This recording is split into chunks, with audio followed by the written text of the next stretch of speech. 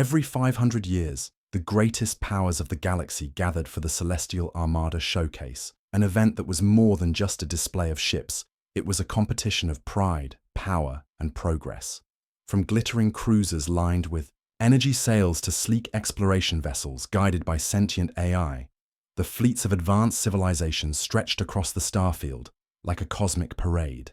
Delegates from hundreds of worlds watched with awe and ambition, each hoping to secure new alliances or gain the favor of the Galactic Concord Council. The Zendari arrived with pulse-harmonic warships that bent space like cloth. The Omic Coalition displayed ships built from living alloys, adapting mid-flight. The Veluan glided in with serene, crystal-framed carriers that operated in total silence. Then came the humans. Late, without fanfare, and with ships that looked like they had been pulled from a museum archive. Blocky, scarred, covered in metal. Plates rather than sleek composites, their vessels moved without the elegance of anti-grav fins or spectral thrusters. The crowd fell into laughter as Earth's lead ship, the Dauntless, settled into formation with an ungraceful lurch. The murmurs spread fast. Are those exhaust pipes? Did they build that thing with bolts? It looks like it came from the steam age. But while the others chuckled, Ambassador Ilara of the Veluan narrowed her gaze. Something about the humans didn't feel right. Not wrong, just not what they appeared. The crew walked with steady purpose, their faces unreadable, yet oddly calm, as if none of the laughter reached them, as if they had already seen what would happen next. Their uniforms were plain, not embedded with reactive fabrics or neural sensors like the others. Their command screens showed actual buttons and physical controls, not holographic swarms of interface light. To Ilara, it looked absurd, yet fascinating. The humans seemed completely unaffected by the ridicule, as if they had come not to impress, but to observe. She leaned forward in her seat, studying the Dauntless more closely. There were layers of metal plating. Yes, but there was something underneath it too. Reinforced hulls that had clearly seen real damage and been patched, not by drones, but by hand. One of the ships had strange markings along its flank, burns, scarring, and what looked like an insignia scratched into the armor by force rather than engraving. These weren't just old ships. They were used ships, surviving ships. And while the other crews posed and presented, the humans stood ready, focused, saying little, as if waiting for something no one else expected. For a moment, Ilara felt a ripple of unease. Perhaps, she thought, it wasn't about how beautiful a ship looked, or how new its tech was. Perhaps what truly mattered was something deeper, something the humans had, and no one else did. She turned, away from the others, and focused on Earth's vessels once more. No, she decided, this wasn't going to be a normal showcase. Something was coming, and whatever it was, the humans looked like they had already faced it. The second day of the Celestial Armada Showcase arrived, and with it came the trials that would reveal more than just surface beauty, stealth operations, asteroid navigation, and a simulated emergency rescue that tested a crew's reflexes, unity, and decision-making. Each trial had been designed to push the ships and their crews beyond comfort, into the realm of true spacefaring skill. The audience watched with admiration as the Zendari ship began the asteroid field run, its shimmering blue hull dancing between rocks at near-light speeds, its gravity manipulators keeping every motion razor-sharp. Applause echoed as the vessel exited the course without a single scrape. The Omic Coalition followed with their biomechanical vessel, which reacted not to manual input, but to thought. Pilots, seated in floating cradles, synchronized directly with the ship's living brain, executing turns and twists as if it were a part of their own bodies. Then came the Veluan, silent, elegant, effortless. Their vessel disappeared entirely from one side of the asteroid belt and reappeared on the other, folding space through a quiet ripple in reality that drew gasps from even the most seasoned engineers. It was a masterclass in advanced technology, a perfect harmony of form and function. After such performances, The crowd expected Earth's attempt to be a mere formality, a humble exit, if not a full breakdown. But then, the Dauntless moved forward, its hull groaning slightly as the old engines flared to life.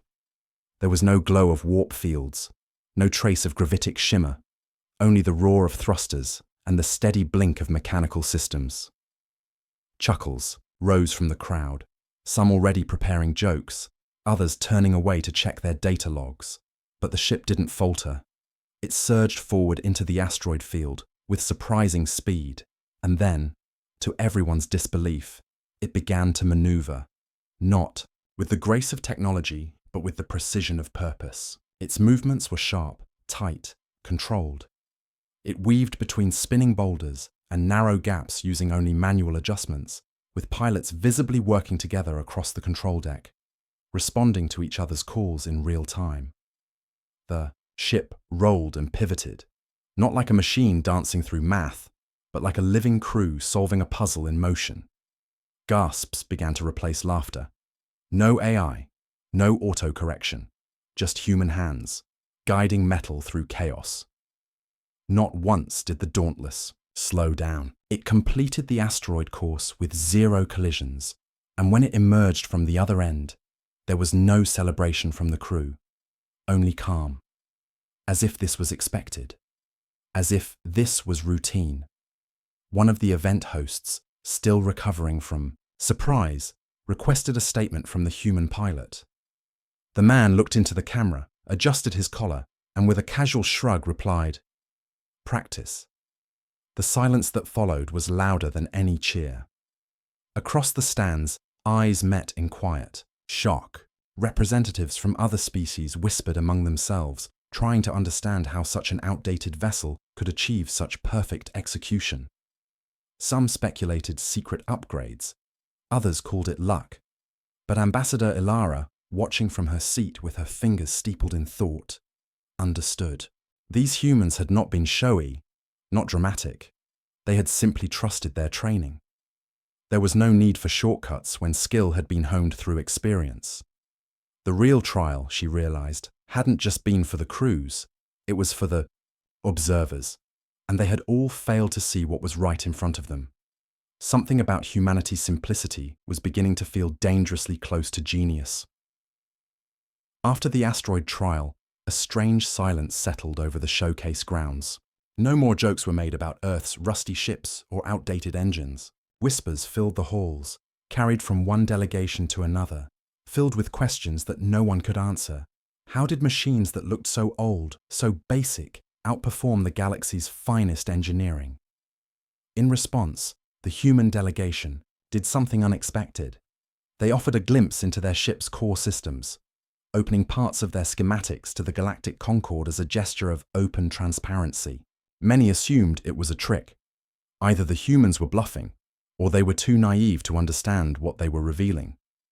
But when the Concord's engineers began studying the shared data, their confidence quickly turned to disbelief. The systems inside the Dauntless were indeed low-tech by Concord standards. No advanced AI management, no hyperquantum computation cores, no bioreactive frameworks. Yet everything was built with purpose. Instead of delicate software networks, the ship relied on layered redundancies, physical backups, manual overrides, and systems that could be repaired with basic tools rather than nanobots. Where most modern vessels would shut down in the event of a single system failure, the human ships could keep operating under pressure, even if half their internal networks were destroyed. Engineers found that the ships were nearly immune to EMP attacks, resistant to AI corruption, and unaffected by minor spatial anomalies that typically cripple newer fleets. Their simplicity had become their strength. Less to hack, less to break, less to rely on. But it was not just the technology that caught attention. When analysts reviewed the hulls of the Earthships more closely, they saw something chilling: scars, burns, and impact marks that could not have come from training exercises. These weren't test ships or museum relics. They were combat survivors. The kind of wear and tear visible on the Dauntless's structure suggested close-range battles, evasive maneuvers under fire, and emergency landings under real danger. But the galaxy had no records of any recent war involving Earth, no reports of enemy invasions or galactic conflicts in their region. That's when the most unsettling theory emerged. Humans had been fighting something in deep space, quietly, alone, and without asking for help. Not simulations, not mock drills, but real, unknown threats in uncharted zones beyond mapped star systems. And they had kept it all to themselves. It was this mystery that finally pushed Veluan Ambassador Ilara to act. She had watched carefully since the first day, and now everything pointed to something far more important than pride or presentation. The humans had not come to impress. They had come to warn, perhaps to prepare others, or perhaps to test who was worthy to stand with them. She requested a private meeting with the human captain, not as a diplomat performing a duty, but as someone who now feared the question she needed answered. Why had the humans built their ships like bunkers instead of palaces? What had they seen in the dark corners of the galaxy? And most of all, what was still out there, waiting, that made even these resilient, quiet humans prepare for a fight no one else even knew existed? As the doors to the human delegations room closed behind her, Ilara realized this showcase had never been about showing off. It had been about revealing who was ready. And humanity, despite their ancient machines and silent ways, might just be the only ones who truly were. Inside the quiet chamber reserved for diplomatic meetings, Ambassador Ilara of the Veluans sat, across from Captain Darius of the Dauntless, her expression calm, but her thoughts racing. She had seen enough to know something was wrong. Something far beyond a mere difference in ship design or strategy. Captain Darius, with lines of age and battle etched into his face, did not speak in grand speeches or secrets cloaked in mystery. He simply told her the truth. Earth's ships looked outdated because they were, not by accident, but by necessity. For over 60 years, humanity had ventured into a region known only in old maps and warnings, the Silent Expanse, a vast stretch of the galaxy left untouched by most conquered species. Official records called it uninhabitable, plagued by gravitational distortions, quantum storms, and communication blackouts. No one had explored it in centuries. Most assumed there was nothing worth finding. But Earth, driven by curiosity and the hunger to expand, had gone anyway. What they found was not empty space, but chaos. Regions of twisted time, fragments of broken worlds, and signs of life forms that didn't match any known species. Strange ships that didn't communicate, hostile forces that attacked without pattern or reason, and phenomena that destroyed anything relying on complex, automated systems. The first missions were disasters. Entire ships were lost when AI systems froze under unknown signals or gravitic spikes shattered synthetic hulls. But instead of turning back, humanity adapted. They built ships by hand, with layers of shielding and redundant wiring. They returned to manual controls and physical backups. They trained pilots to navigate by instinct, not code. It was not elegant, and it was never easy. But it worked. And slowly, piece by piece, they began mapping the expanse. They built outposts, fought off threats, and discovered resources untouched by any conquered trader. They never reported these encounters, partly because no one would believe them, and partly because they were never invited to share. For decades, Earth was seen as a minor civilization, behind in tech, slow in advancement, too self-contained to matter. So they worked, in silence, fought in silence, and survived in silence. Ilara listened, her hands still, her breath slow. She had always believed the Concord was the peak of galactic evolution, a society so advanced that war and hardship were things of the past. But now she saw that comfort had become a cage. Species had traded resilience for appearance, curiosity for stability. They built perfect ships that had never seen real combat, and raised generations who had never faced the unknown. Humanity, flawed and stubborn, had walked into the storm and found a way through, not with beauty, but with strength, not with technology, but with the will to endure. Ilara realized that the showcase had been a mirror, and what it reflected was terrifying. The Concorde was no longer ready for what lay beyond the stars. If the silent expanse ever spilled into their space, they would not survive it. She looked at Captain Darius and, in that moment, made her decision. She would no longer measure power by design or elegance. She would no longer judge species by their appearances. She saw now that the future would not be won by the most advanced machines, but by those who could survive the impossible. And Earth had already proven that. As she left the chamber, Ilara knew what she had to do, not just for her people, but for the galaxy. The silent war was not over. It had only just begun, and the only ones who had faced it were the very ones the galaxy had nearly laughed away. The final day of the Celestial Armada showcase arrived, not with celebration, but with anticipation that buzzed through the air like a silent storm. Delegates gathered from every corner of the galactic Concorde, their expressions mixed with uncertainty, respect, and something new, curiosity. The closing event was the official voting ceremony, where member civilizations were ranked for leadership roles in upcoming frontier missions. For centuries, these ranks had gone to the oldest, most advanced species, the ones with sleek ships, shimmering cities, and polished histories. No one had ever imagined that Earth, the so-called underdeveloped world with clunky ships and analog systems, would be standing at the center of attention. Yet here they were. The votes were cast, and when the result appeared on the grand holo display, a quiet gasp spread across the assembly. Humanity had not just gained recognition, they had been selected as the vanguard race for future deep space exploration, entrusted with leading multi-species missions into uncharted space, including the mysterious and dangerous silent expanse. Some ambassadors stood in disbelief, murmuring to one another, questioning how such a decision could be made. A few critics accused the vote of being emotional, even political, but most delegates knew the truth. It wasn't about emotion, it was about reality. The humans had done what no other species dared to try. They had entered the dark and come back stronger, not because they had the best tools, but because they had the will to survive and the courage to keep moving forward. Their technology, though simple, was reliable. Their minds were sharp, their hearts were steady. And in a galaxy filled with uncertainty, that kind of spirit was more valuable than any shimmering alloy or AI logic. The audience, made up of thousands of species and voices, erupted into applause, not just for Earth's achievement, but for what it represented. It was a reminder that progress wasn't always about complexity. Sometimes it was about determination, unity, and refusing to give up when everything told you to stop.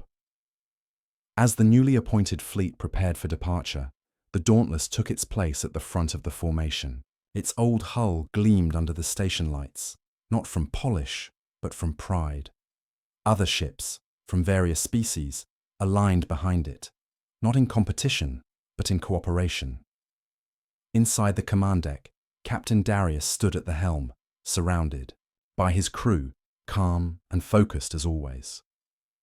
The screen in front of him displayed the edge of the silent expanse, a dark sea of stars and swirling unknowns, yet his face held no fear. Reporters tried to get one last statement before launch.